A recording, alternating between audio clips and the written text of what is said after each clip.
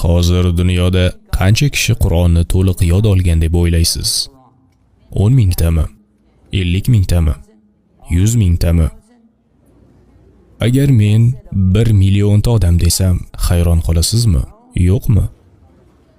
Agar men hozir yer yuzida yurgan 100 million kishi desam, yetarli bo'ladimi?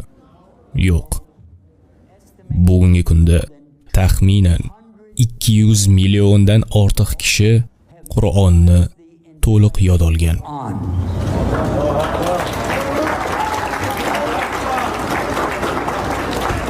Yer yuzida yurgan bugungi kunda necha kishi Bibliyani